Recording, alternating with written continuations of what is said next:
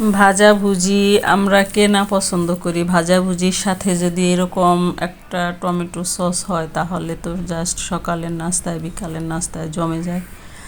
চলুন দেখে নেওয়া যাক আমি কিভাবে এই টমেটো সসটা বানিয়েছি। আসসালামু আলাইকুম ভাইয়া ও আপুরা, কাছের এবং দূরের, দেশ এবং দেশের বাইরের যে যেখান থেকে বসে আমার এই ভিডিওটা দেখছেন, আশা করি সবাই অনেক বেশি ভালো আছেন, সুস্থ আছেন, ইমানের সহিত আছেন। আমিও আলহামদুলিল্লাহ আল্লাহর রহমতে সবাইকে নিয়ে অনেক ভালো আছি। চলে আসলাম নতুন আরেকটা ভিডিও নিয়ে। আজকে আমি বানাবো টমেটো সস। তোমাদের ভাইয়া এরকম অনেকগুলা টমেটো নিয়ে আসছে, কিন্তু টমেটোগুলো দেখলাম একটু মাঝখানে ফেটে ফেটে গেছে, তো এগুলো যদি রেখে দেই দেখা যাবে নষ্ট হয়ে যাবে। তো ভাবলাম এগুলো দিয়ে আমি টমেটো সস করে নিই। এবার রমজানের জন্য আর টমেটো সস করা হয় নাই। আমার ছোট বাচ্চা ভাজা ভুজির সাথে টমেটো সস দারুণ পছন্দ করে। তো প্রত্যেক দিন বাজারের কেনা টমেটো সস আসলে ওগুলোতে অনেক বেশি প্রিজারভেটিভ থাকে, যার কারণে ঘরে তৈরি করে নিলাম। এখন টমেটোগুলোকে আমি ধুয়ে নিয়েছি, এবারে এগুলোকে আমি কেটে নিব। ভিডিওটা দেখতে দেখতে এই পর্যন্ত যারা চলে আসছেন, লাইক দিতে ভুলে গেছেন, একটা লাইক দিয়ে ভিডিওটা কন্টিনিউ করবেন। আমার এই ভিডিওটার কোনো অংশে যদি কারো একটু ভালো লেগে থাকে, আমার এই ছোট্ট চ্যানেলটা সাবস্ক্রাইব করে নোটিফিকেশন বেল আইকন বাজিয়ে দিবেন, যাতে আমি কোনো ভিডিও আপলোড দিলে আপনি সাথে সাথে নোটিফিকেশন পেয়ে যান এবং আপনি আপনার সুবিধা মতো ভিডিওটা দেখে নিতে পারেন। ফেসবুক থেকে যারা দেখছেন পেজটাকে ফলো দিবেন। অলরেডি এই কাজগুলো যারা করেছেন তাদেরকে অসংখ্য অসংখ্য ধন্যবাদ। ভাইয়া ও আপুরা, ভিডিওটা বেশি বেশি শেয়ার করার অনুরোধ রইল। আমি এভাবে কেটে নিয়েছি, মাঝখানের যে একটা সাদা সাদা অংশ থাকে এই অংশটা ফেলে দিয়েছি। দেখা যায় ওই অংশটা থাকলে টমেটোটা মসৃণ হয় না, একদম কেমন একটু শক্ত শক্ত ভাব থেকে যায়। ওই মাঝখানের অংশটা ফেলে দিয়ে এখন হালকা একটু লবণ দিয়ে আমি বেশ কিছুক্ষণ ধরে এটাকে সেদ্ধ করে নিব। এই যে সেদ্ধ করে নিয়েছি, এবারে ঠান্ডা করব। ঠান্ডা করার পরে ব্লান্ড করে নিচ্ছি। দেখতে থাকো, আশা করি সবার কাছে ভালো লাগবে। ঠান্ডা করার আগে তো আর ব্লান্ড করা যাবে না, ব্লান্ডারে দিতে গেলে প্রবলেম হতে পারে, যার কারণে অপেক্ষা করতে হবে এটা ঠান্ডা করার জন্য। তো আমি ঠান্ডা করে ব্লান্ডারও করে নিয়েছি। এখন আমি একটা চালনি দিয়ে চেলে নেব। এটা চালতে কিন্তু ভালোই একটু সময় লাগে, ধৈর্য নিয়ে করতে হয়। যেহেতু ভালো একটা জিনিস খাবো সেহেতু তো একটু ধৈর্য নিয়ে কাজ করতেই হবে। তো যাই হোক, আমি চালনি দিয়ে এটাকে সুন্দর করে একদম আরেকটা চামিচ দিয়ে ধৈর্য সহকারে এটা চেলে নিচ্ছি, যাতে এটার মধ্যে বীজ তারপরে ছোকলাগুলো যা থাকবে ময়লা অংশটা পুরাটাই চলে আসবে, আর থাকবে না কোনো ঝামেলা। যাই হোক, তো আস্তে আস্তে কথা বলতে বলতে তোমাদের সাথে আমি এটাকে চেলে নিব। এটা বলছিলাম আমি আগে যে চালতে গেলে কিন্তু ভালোই সময় লাগে, ধৈর্য নিয়ে করা লাগে। এটা আমার কাছে বিরক্ত লাগে, এই টমেটো সস বানাতে গেলে সব কিছুর আগে এটা চেলে নিতে খুব বাজে একটা ব্যাপার হয়, কারণ অনেক সময় লাগে এটা চালতে। তা তবুও কাজ করতে হলে তো ধৈর্য নিয়ে করাই লাগবে। তো আমি চেলে নিচ্ছি, দেখতে থাকো, আশা করি সবার কাছেই ভালো লাগবে। অন্যদিকে আমি একটা পাত্রে কিছুটা তেঁতুল ভিজিয়ে রেখেছি। তেঁতুলটা একটু গরম পানি দিয়ে ভিজিয়ে নিলে ভালো হয়, যাতে তেঁতুলের কাঠটা সুন্দরভাবে মানে নরম হয়ে বের হয়। তো টমেটোর সসটা চালাতে চালাতে আমি তোমাদের সাথে কিছু কথাও শেয়ার করে নিচ্ছি।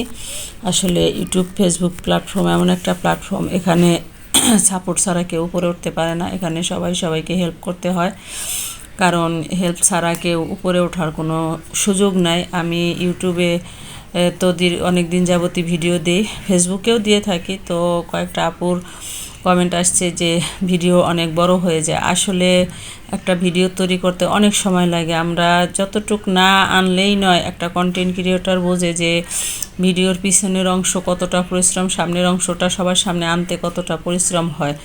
তো সেইখান থেকে বাদ দিয়ে দিয়ে দিয়ে দিয়ে একদম যতটুকু মানুষের সামনে না আনলেই নয় সেটুকুই আনি। এবং আমি প্রত্যেক দিন ভিডিও দেই না, আমি একদিন পর পর ফেসবুক ইউটিউবে ভিডিও দিয়ে থাকি। সেহেতু আমার ভিডিওটা 5 থেকে 10 সর্বোচ্চ 12 মিনিটের হয়, এর বেশি হয় না।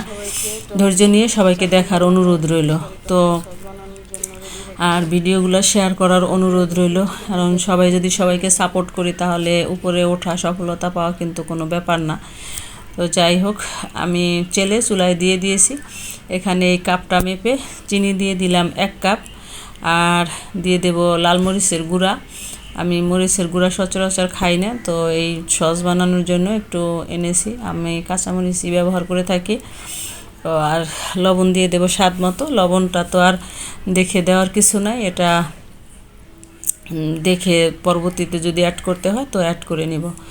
আসলে ঘরে তৈরি করে খাওয়ার জিনিসের একটা তৃপ্তি আলাদা, সেটা খেতে ভালোই লাগে এবং নিঃসন্দেহে খাওয়া যায়। বাহিরের জিনিস এনে কোনটায় কি মিশিয়ে রাখে, কোনটায় কি ভালো মন্দ একটা মানে সন্দেহতে থাকা লাগে সব সময়।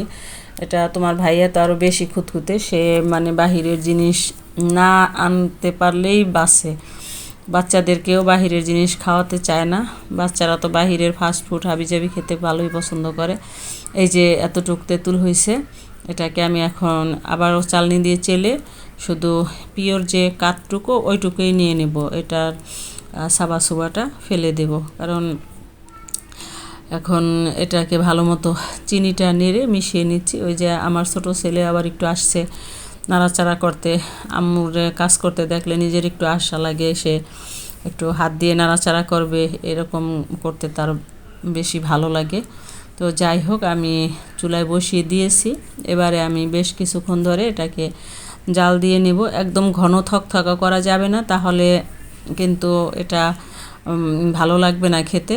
আমি এখানে দিয়ে দিয়েছি 2 চামচ ভিনেগার, সাদা ভিনেগার দিয়ে আমি আবারও নেড়ে মিশিয়ে নিচ্ছি। 2 চামচের বেশি নেওয়ার দরকার নাই, কারণ ভিনেগার বেশি দেওয়ার কোনো প্রয়োজন নাই। এখন এখানে আবারও 2 চামচ কর্নফ্লাওয়ার গুলিয়ে নিয়েছি। এখন আমি নাড়তে থাকবো আর জাল দিতে থাকবো, কারণ কর্নফ্লাওয়ারটা অপশনাল, তোমরা চাইলে নাও দিতে পারো, কোনো সমস্যা নেই। কিন্তু কর্নফ্লাওয়ারটা দিলে একটু আঠালো ঘনভাবটা সুন্দর হয়, স্ট্রাকচারটা দেখতেও ভালো লাগে, মানে খাওয়ারও টেস্টটা বেড়ে যায়। যাদের হাতের কাছে কর্নফ্লাওয়ার নাই তারা ছাড়াই তৈরি করতে পারো। দেখো কালারটা কিন্তু অসাধারণ আসছে। অনেকে দেখছি আবার এর মধ্যে ফুড কালার ইউজ করে, আমি কিন্তু কোনো রকম এখানে কোনো রকম কালার ব্যবহার করি না। যা যা দেওয়ার তা তা তোমাদের সামনেই দিলাম, সামনেই বানাচ্ছি। আমার এই রেসিপি ফলো করে তোমরা একবার টমেটো সস বানিয়ে অবশ্যই আমাকে কমেন্টে জানিও যে হ্যাঁ কেমন হয়েছে। আমার এইটা নর্মাল ফ্রিজে থাকবে 6 মাস, আর ডিপে রাখলে আরও বেশি রাখা যাবে, আর বাহিরে রাখলে একটা শুকনা বয়মে রাখবে এবং শুকনা চামিচ দিয়ে নিবে। এখন এটা রেডি, আমি নামিয়ে নেব। দেখো ঘনত্বটা দেখাচ্ছি, আমি নেড়ে নিয়েছি, নেড়ে এখন এটাকে আর চুলায় রাখার প্রয়োজন নাই। ঘনত্বটা আমি দেখাচ্ছি, একদম মানে কি পরিমাণ ঘন হয়েছে। একটা চামিচে দিয়ে আমি হাত দিয়ে দেখাচ্ছি, দেখো এটা কিন্তু হয় নাই, মানে পড়ে যায় নাই। তো এই ছিল আমার আজকে টমেটো সসের রেসিপিটা। কয়দিন আগেই এটা বানিয়েছি, কিন্তু এডিট করার সময় পাচ্ছিলাম না বলে তোমাদের সাথেও শেয়ার করতে পারিনি।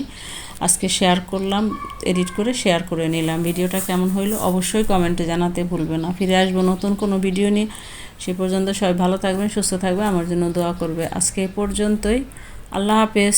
দেখো কতটা লোভনীয় হয়েছে, খেতেও কিন্তু দুর্দান্ত স্বাদ হয়েছে। এটা ভাজা ভুজি দিয়ে কী যে অসাধারণ লাগে বলে বোঝানো যাবে না।